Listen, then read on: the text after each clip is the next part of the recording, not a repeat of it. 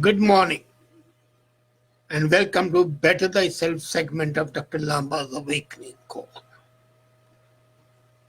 Day in and day out, you hear people, the psychologists, the life coaches, the gurus, the leaders, the parents, the teachers say it and say nauseatingly that failures are the pillars of success, that failures are on which the success is built on.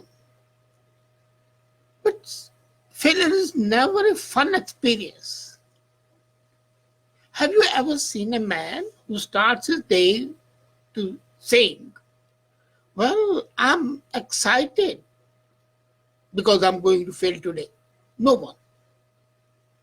And yet, as a lollipop, these gurus, teachers, mentors say failures are pillars of success. Have you ever seen a person drowning? You would see how he endeavors to survive. And yesterday the news that the man who was a victim of falling into Niagara Falls survived because of that. Failures, if there is one, if there is two, if there are three, yes, they can encourage you, they can excite in your mind the latent energy which enables you to be successful. But if there's a Niagara of failures, if there's a stream of failures, if you are experiencing back-to-back failures, then it is a fact that the failure sucks. When it's a pattern, it's crushing. One failure can be explained as nothing more than learning from the results. A few failures can be treated as a feedback. But to show me a single human being who has months of failure, one failure after the other, a pattern of failures, and still views these failures as an opportunity to learn and grow. So the truth is that the pattern of failures over years strips away your confidence, your self-esteem, the level of self-belief. It makes self-doubt stronger than your faith. It makes you question your mission, your capabilities, your purposes, and tempts you to live life on the sidelines and play safe. And if you have people in your life who are criticizing your dreams or cross-examining your results, conducting a post-mortem analysis of what you have done, then the feeling is still worse. The best advice on failure, where philosophers, entrepreneurs, famous people point out, the value of failure is don't accept that. You will get plenty of quotes on failure. They are powerful, but they don't help you build your confidence, self-belief, or level of self-trust. So I'm going to talk to you today how to have a strategy to turn a pattern of failures into success. This flood of failures can be stemmed, converted into a dam, and you can emerge successful. First step, if you want to turn the pattern of failures into pattern of success, is get to the bottom of the reason of your failures. Let me be clear. A pattern of consistent failure is telling you that you are doing something wrong, that either your dreams are not appropriate or the way you want to achieve those dreams do not have a proper strategy. So, if you are failing in any specific area of your life, the problem isn't your goal, it's not your dream, it is your strategy. So, conduct a post-mortem of why you are failing. And this post-mortem, this analysis will let you know the reason. Now, how do you assess and examine your strategies? First, what are the results of your actions? Secondly, coupled to that, what are the results that you need? How long you have been using that strategy? And when was the last time you tried something new? If you have not tried something new for a long time, that means the strategy has become stale, outmoded, out-fashioned, outdated. And most important, how are you measuring the results of each strategy? Is to be very clear that your strategy is working, that you are measuring it properly and changing the strategy as per the needs. There's nothing static in life, so why should a strategy be like? So once you have examined the reason of your failure, the second is start working. Work like, no, there's a one sentence which I love using. Work like your dream has a deadline. And stay on the course like there's no expiry date. What it means? There's a word I've coined, DMA, direct massive action.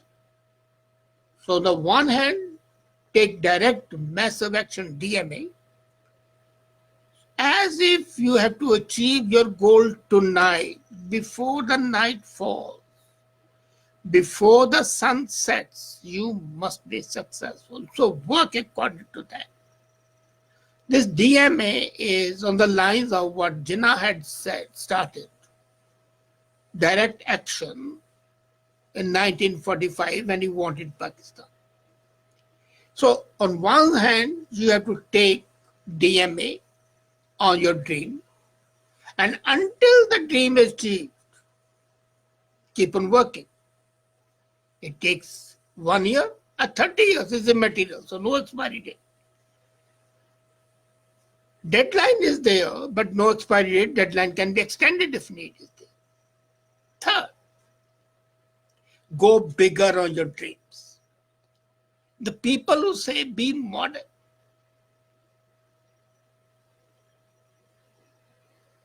excuse me,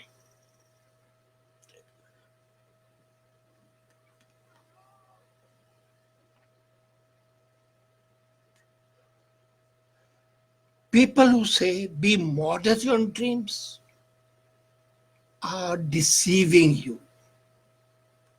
Don't be modest in your dreams. Dream big. When you dream too small, repeated failures can cause a lot of damage. When you dream big, you'll achieve something. Now, if you want to earn $1, you may not earn anything. But if you want to earn $1 million, maybe you'll earn $100,000 or $100 even. So better than that. Dream big, have your deadline, but no expiry date, and then have an analysis every day, every time. There is something that may not be obvious to you in a moment. And that is that you are failing because you are putting yourself in a small box. Your dream, your goals, your ambitions should not be a small box. If you are in a very congested place, you don't have the freedom of movement. If you are in a large space, you have freedom of movement. And that freedom of movement and freedom of action enables you. Now imagine you are immersed in a closed system. Can you wave your arms so that you are not drowned? No, you cannot. You need a bigger play field. And that's why I say go big on your dreams. No matter what a clear decision is. But then let's be clear that if your dream is 10 times bigger than that of others, and if you achieve even 1/10 of it, you would have achieved what others are dreaming of, and you have already achieved that. It might be a failure subjectively, comparatively, but still a success. So do that, and you will be happy. Bottom line, bigger dreams need greater efforts, greater level of presence. And when you show up in a more powerful way, the impact of the failure would be much less. Then the fourth part of how to turn a pattern of success into a pattern of failure into a pattern of success. Hang out with the people who are better than you are. Hang out with the winners who know how to fail forward. What happens? When you surround yourself with the pygmies, you will remain a pygmy. I remember I was sitting with a great man, the father of advertising. And he told me, when you are a CEO and you hire people who are inferior to you, then the company will become a company of pygmies. You hire people better than you and they hire still better people, it will become a company of giants and geniuses. That is what in life as well. People who have learned to fail and have been successful, they have shown grit, they have shown resilience, they have shown courage. So, suppose you are in a room and you are the smartest person in the room, that means you are in the wrong room. Go where the competition is. If you are more successful, then you have no competition. And if you have no competition, how can you be successful? And last of all, I'm telling you, is something which nobody will tell you. Wherever you go, people say, what's your plan B? If you fail, what's your plan B? Stupid. There should be no plan B. The fastest way to turn a pattern of failures is not to have a backup plan. If you have a plan B, you are going to fail on plan A, definitely. Because the presence of plan B means you don't have confidence in plan A. And the world doesn't have confidence in you. And that's why, that sentence came up, that proverb, crossing the Rubicon. When Alexander the Great crossed Rubicon, he ordered all boats to be burned. So then that proverb came up, burning all the boats. So that the soldiers, if they are defeated, don't have the boats to go back to their homeland. They know they have got to win or to die. So do and die. Plan B means your indecision, your lack of hope, and lack of confidence. When I had to migrate to Canada, people told me not to sell my property, my houses, my landed property and everything, not to dispose of my business. I said, no. I don't want anything that can attract me back. No. So I sold off, disposed of everything, cut all connections, burnt all my boats. I knew that going back would mean starting again from the scratch, so why not start from the scratch here? So if you actually want to thrive through a pattern of failure, have one plan after having considered everything, after strategizing properly, after being with the people who are better than you are, after being a winner, and after having analyzed everything and dreaming big, big goal. Get rid of your plans. Put the whole mind in the present task of achieving one thing with a definite decision. No going back.